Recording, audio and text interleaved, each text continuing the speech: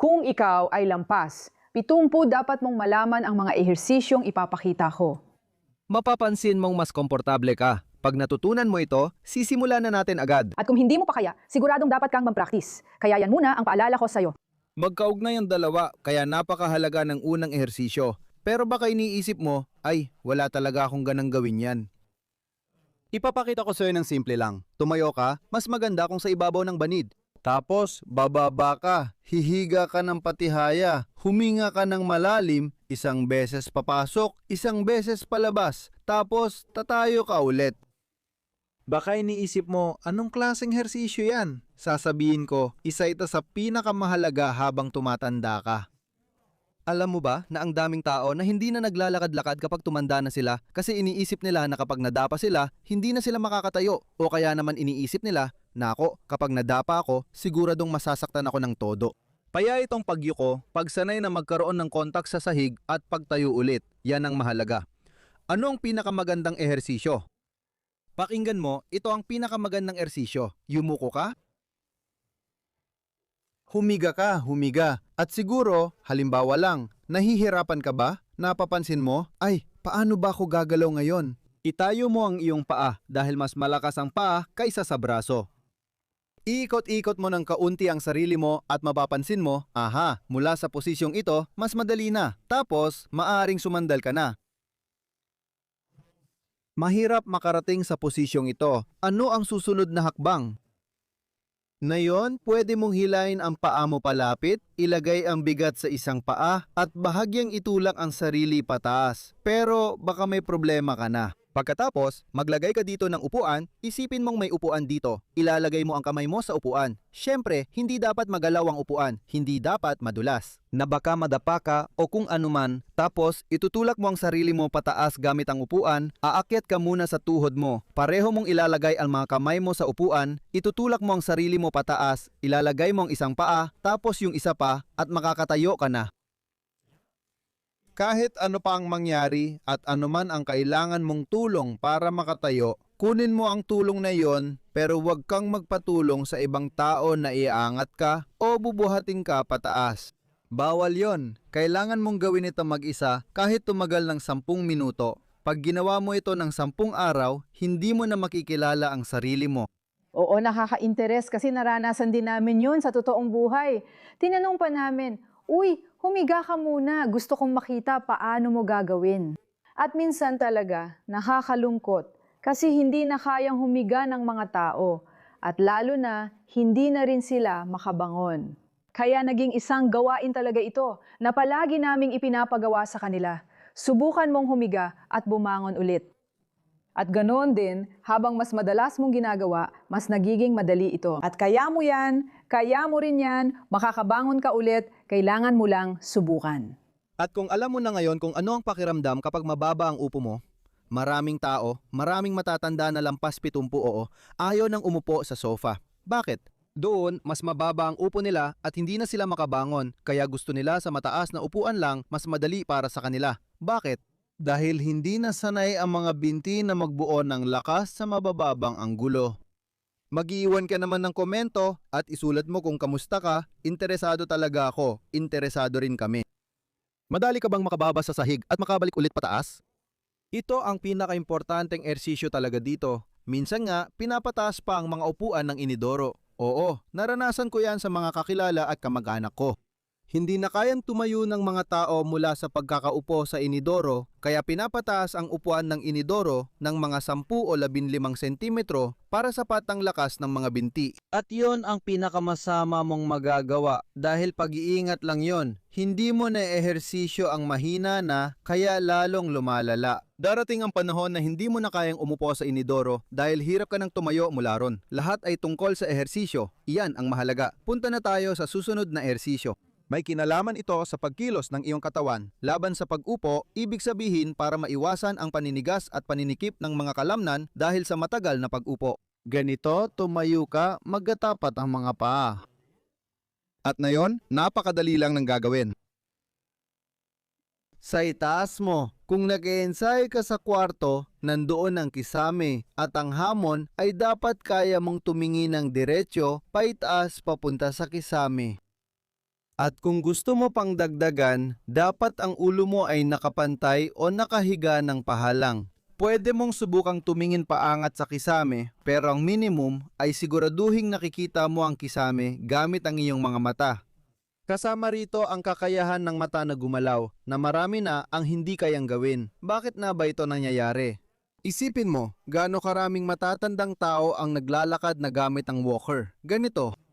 Bakit sila naglalakad na nakayuko at maliliit ang hakbang? Dahil sa harap ay maikli na, dahil sa palaging pag-upo na hindi nila nababalanse?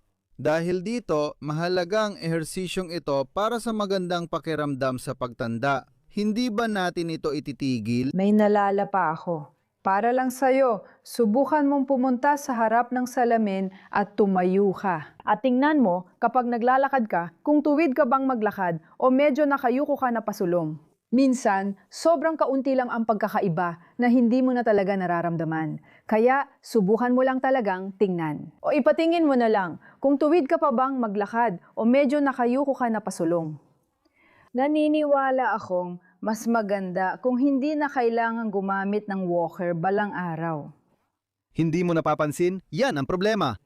Hindi mo namamalayan habang tumatagal lumalala ito at nagiging normal na lang sa karamihan. May magsasabi na nakayuko ka na maglakad, tapos magugulat ka sa salamin dahil di mo napansin. Ang ehersisyong gagawin natin na yon makakatulong sa iyo at malaki ang tsansa makaalis ka dyan. Gagawin mo ba? Lumapit ka sa isang pader, magkatapat ang mga paa.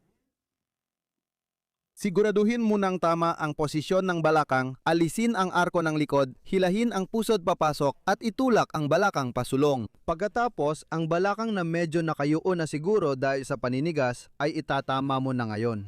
At kapag tuwid na iyon, itutulak mo palalo ang sarili mo palayo sa pader at itutulak mo ang balakang mo pasulong. Gawin mo ito ng 2 minuto, sabayan mo agad at ipagpatuloy lang. Pwede mo munang gawin ito. Kung nahihirapan ka dahil hindi mo ito masyadong nagawa nitong mga nakaraang taon o dekada, pwede mong panatilihing tuwid muna ang ulo mo. Mas hindi nakakapagod ang ehersisyo kapag ganoon. At ang pangunahing paninigas ay nandito pa rin sa bahaging ito, kaya wala ka namang mawawala at habang tumatagal, kapag napansin mong mas gumagaan na, pwede mo nang dagdagan. Posible, pwede mo na ring unti-unting isama ang ulo mo habang tumatagal. Na halos mula sa ugat ng buhok, masasabi ko hanggang sa mga binti, buo mo nararamdaman ang linya ng pag-unat. At kapag naramdaman mong kaya mo na, pagkatapos ng 1 minuto, pumasok ka lang hanggang sa punto na ang sakit ay kaya mo pa at komportable ka pa rin. Pagkalipas ng 1 minuto, sisimulan mong itulak patas ang katawan mo na parang gusto mong ituwid. Pero dahil hawak mo pa rin, hindi mo magagawa. Pero ang paglalagay ng lakas na yan ay sobrang mahalaga, lalo na para sa mga lampas 70, para sa metabolismo sa tiyan at iba pa. Maraming nangyayari dyan, kaya kung magkwento ng matagal. Pero mas maganda kung madarama mo na lang ang ginhawa pagkatapos. Gawin mo lang ito ng 2-3 beses. Pindutin, mag-relax, pumasok pa ng kaunti, pindutin, mag-relax, pumasok ulit. At dahan-dahan kang lalabas ulit at pagkatapos, pumunta ka ulit.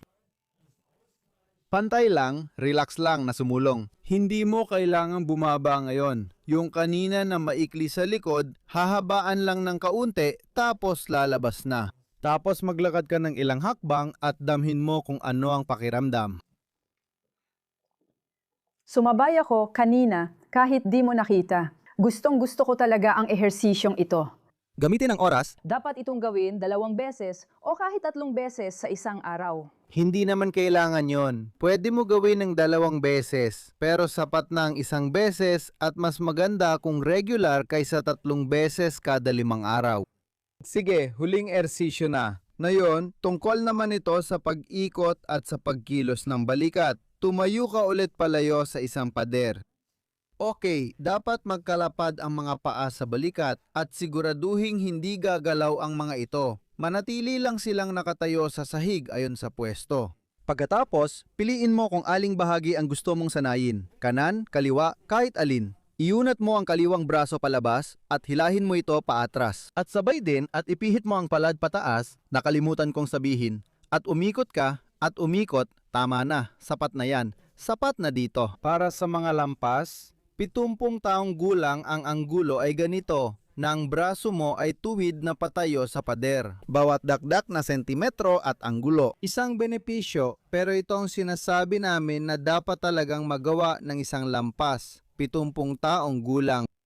At ang ehersisyo para dito, Ganito yon, tumayo ka sa harap ng pader, ilagay mo ang braso mo sa ganitong posisyon sa pader, ilapik mo ang balikat mo, mararamdaman mo siguro kung paano hinihila braso mo.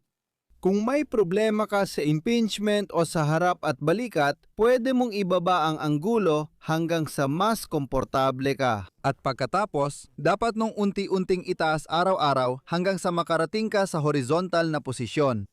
At pagkatapos, iliko mo ang iyong katawan palayo at nasa maayos ka ng posisyon para sa pag-unat. Sana ay ginagawa mo na ang hersisyong ito at nararamdaman mo na tama lang ang tindi ng pag-unat na kaya mo pang tising. Mas pinapalalim mo pa.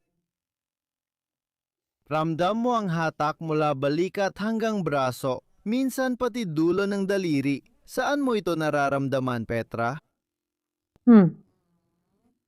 Humahatak. Humahatak. Saan ka humahatak? Oh, magandang tanong. Laging damhin ng mabuti, Sa itaas na bahagi ng braso. itaas na bahagi ng braso. At pagkatapos ay pumasok ulit ng kaunti pa. Ngayon, lumipas na ang 1 minuto. Kapag lumipas na ang 1 minuto, pwede mong kung gusto mo na magiging isang advantage, idiin ang kamay mo sa pader. Idin mo sa pader ng kasing lakas ng kaya mo, tapos bitawan mo ulit. At pagkatapos, pumasok ka pa ulit sa pag-unat at ulitin mo, idiin mo ulit sa pader. Mas malakas ang diin, mas maganda ang epekto sa pagpapalakas. At hindi lang ito tungkol sa pagpasok ng lakas, kundi kapag binitiwan mo, mapapansin mo, mas umaabot na ulit. Kasi Sa pamamagitan ng pagpapalakas, napapagod natin ang kalamnan, kaya mas madali itong bumigay. Pagkatapos, uulitin natin ito sa pader. Pindutin, bitawan. at pagkatapos, lumabas ka muna sa posisyon at hilain mo ulit ang braso mo pabalik na aktibo hanggat makakaya mo. Pagkatapos, magtutulungan ulit ang mga kalamnan sa harap at likod ng balikat. Paano natin maayos ang kasukasuan ng balikat para maiwasan ang arthrosis at overload? At pagkatapos, ibaba mo ang braso mo. Ang galing ng pagsunod mo, gawin mo ito 1 beses sa 1 araw at mas gagaling ka pa sa pagganap ng ehersisyo. Tama. At pinakamaganda, kung i-share mo na ngayon ang video na ito at dito ako dapat tumingin. Oo, tama. Mas maganda kung i-share mo na agad ang video na ito. Tingnan mo rin kung ilan ang kayang gawin ang mga ehersisyong ito. Sige, hamunin mo sila. Sabihin mo na lang, uy, kaya mo pa ba 70? Isa ka na fit ka pa ba? Biruin mo sila. Magpapasalamat sila sa'yo kasi mapapansin nila na mas gumagaan ang pagaramdam nila.